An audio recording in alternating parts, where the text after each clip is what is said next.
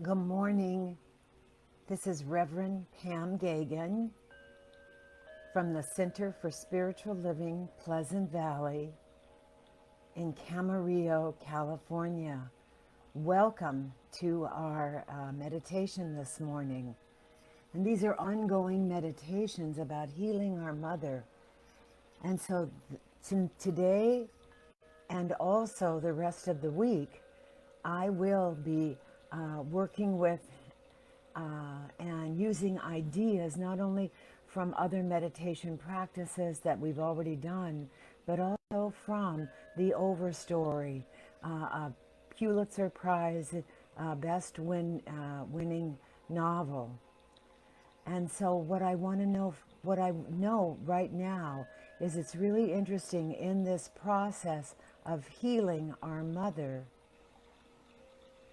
What I know for sure is that taking no action. I got this from Lisa Coffey last night, who was on with her wonderful talk. And what I know for sure is healing our mother means that we are also, when we're not doing anything, that is the greatest action of all. So let me just tell you a little bit about the Overstory. For the Overstory is only part of the story of our planet and taking care of our planet. For what lies beneath, not only in nature, but in all of nature and the trees, is the understory, the roots of how trees live, communicate, contribute to our human existence. According to the Overstory, it's based in biology and also a story.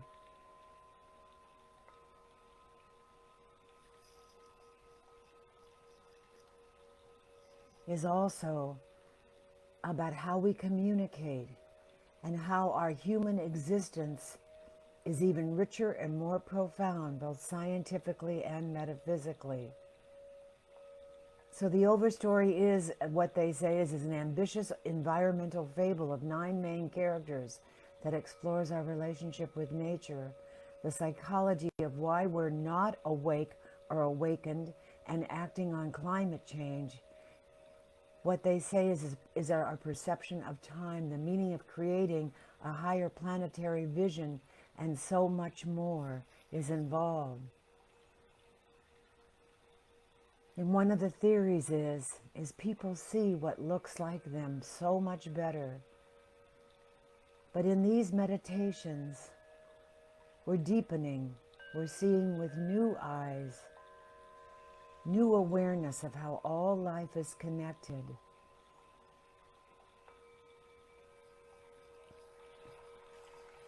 And the author of the Overstory discovers this and awakens us through the life of trees, and how when we look deeper, we see that like people, trees are just like us.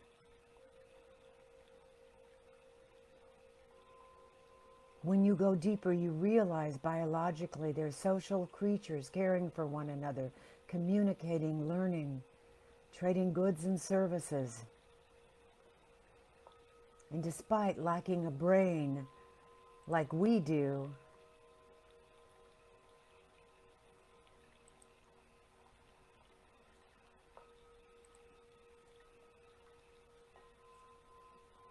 they communicate in ways, honestly, that are just amazing. I don't know how else to put it.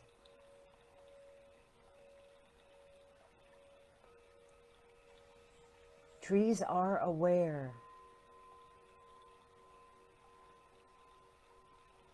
And it shows that even when people bore for sugar maple syrup in them, the tree itself emits insecticides that warn its neighbors, which respond by intensifying their own defenses. They share about how when the roots of 2 Douglas firs meet underground, they fuse, joining in vascular systems.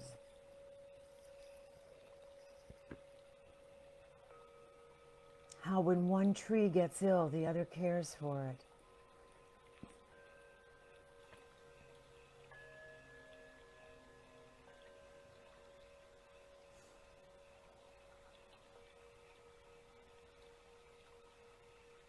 how the chopping down of a tree causes those surrounding it to weaken, as if it were weeping and mourning. And the author also finds that going beyond the millions of species of our planetary trees, the book reveals and shows how trees speak, sing, experience pain, dream, how they are mentors and revealers of the past and the future, and how they are absolute mirror images of each other and also our lives too in this connection. Please excuse me.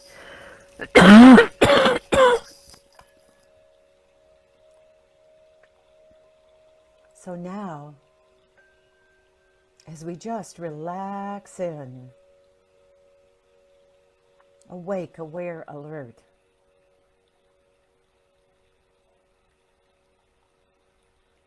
your assignment today as you leave here and spend your weekend, hopefully in nature, is to go out in nature and just don't see the surface of it. Look deeper.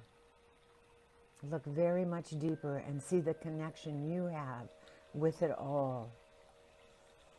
We used to make jokes about tree huggers. But feel the dirt or the soil underneath your feet or the grass today. Spend time in nature. Go by the water if possible. My favorite place. Touch the trees. Touch your plants.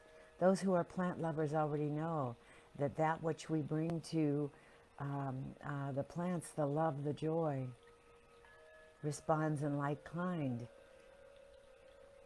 They grow with better music, softer music, more melodic, more vibratorial music that matches their highly sensitized beingness. And what I've discovered also is if I buy one plant like a calla lily, when I bring another calla lily in, and usually from the same store, they both thrive. They're so much happier together. So there's a lot of likeness in our humanness that is less sensitive than our nature, our Mother Nature. So your job is to be curious today. Be curious. Expand your curiosity. Expand your niceness, your beingness out there in nature.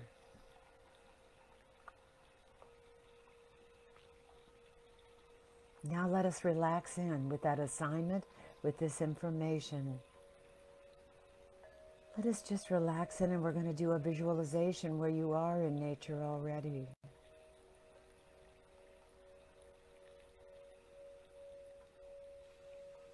And picture yourself sitting in a garden,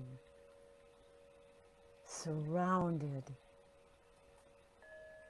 by beautiful trees and flowers.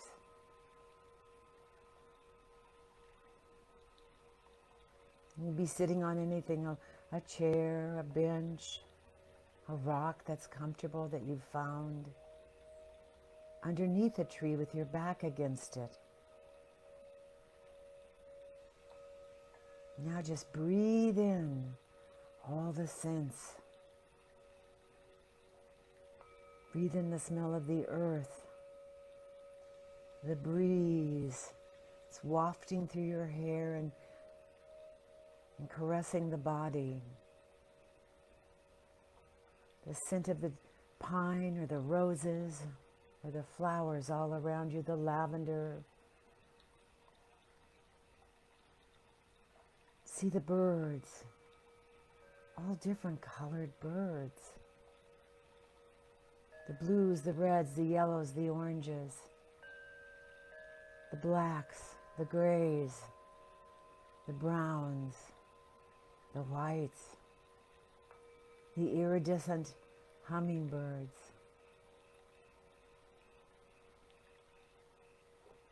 All coming to not only partake of your garden, but to nurture the garden in this cycle of life, in this circle of life.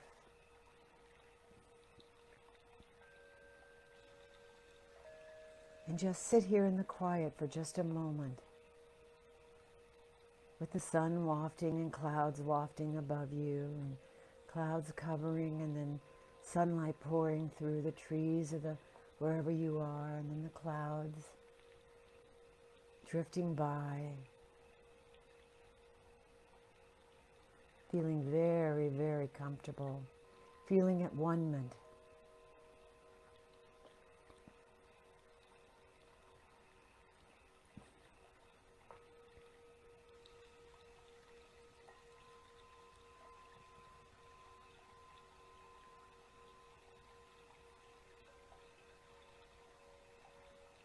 Now with the feet on the ground or outstretched if you're sitting, or laying down in the plush grass or leaves, feel the energy coming up from the earth, awakening you to the power, the vibration, the support, the beauty of it all. Sight sense, bodily sensations, visuals, sound, sensations on the skin,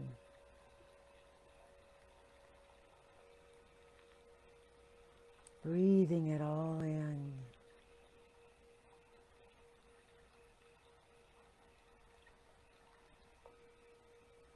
Being blissed and blessed out.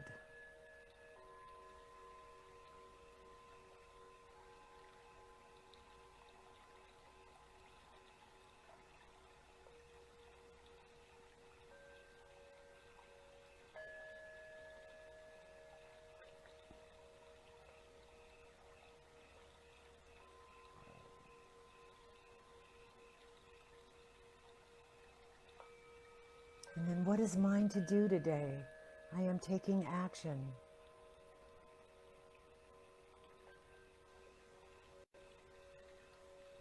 On a walk, I pause. I send energy to the trees and the flowers and the birds and all of nature. Breathe it all in. With love is on the in-breath, I am on the out-breath. And I listen with the heart of the mother, opening, awakening me to not only acts of kindness in nature and how I can support our mother in greater ways. And now I know it's as simple as watering, talking to them, thanking them, all of nature, for being here, supporting me in this oneness, in this web of oneness.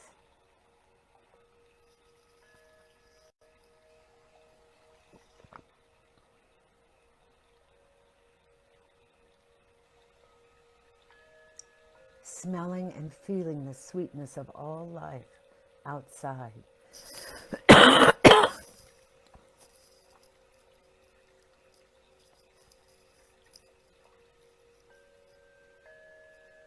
Being in the joy and the surrender of being in the moment, awakening to the deepening of the gifts of the Garden of Eden that the Mother has brought to all of us worldwide on this planet. So in this moment today, I awaken to not only seeing the overstory, but feeling the energy of the understory, and how like roots in a tree and seeds that are planted,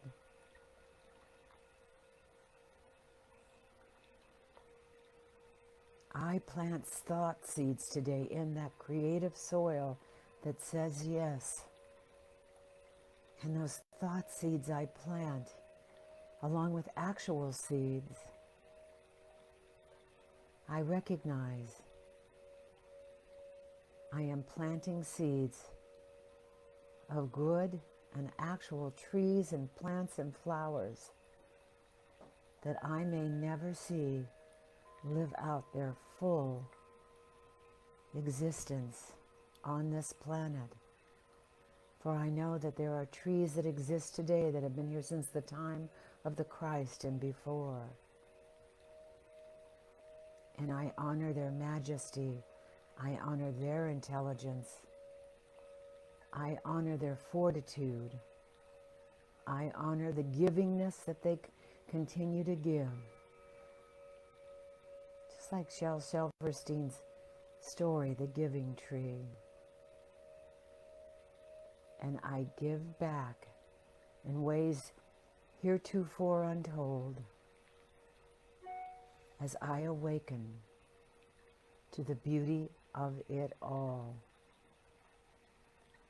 For that beauty lies within, and in that circle of life, I give back, nurturing that which I can,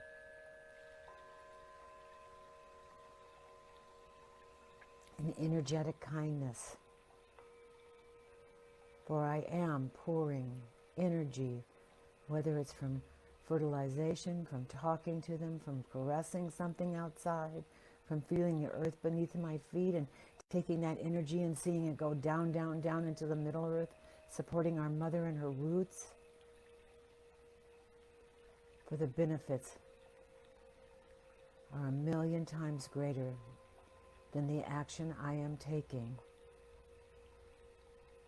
And I see myself thrive in greater ways. And I see all of nature, human, everything living on this planet, harmoniously thriving in new, wonderful ways. Climate stability. Our mother able to nourish her roots without the human interference in ways known and unknown yet,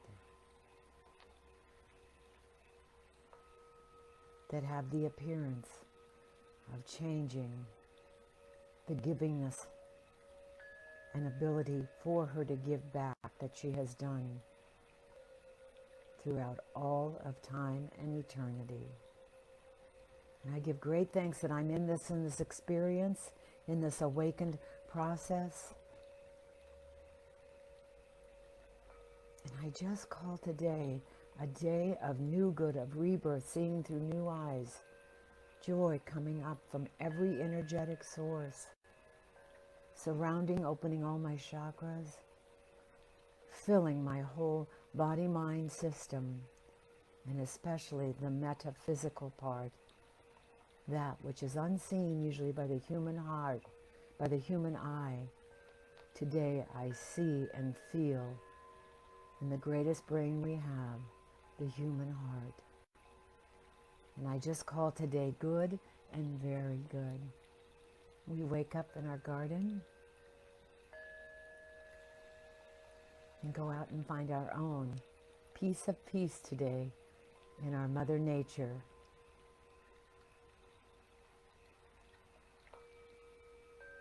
Lisa Coffey's with us again this Sunday on our program. Please join us for for East meets West and bits of wisdom that support not only us but all of life. Mwah! Have a blessed day. As our Rev Lynn says, namaste, peace out. See you on the flip side. See you next week.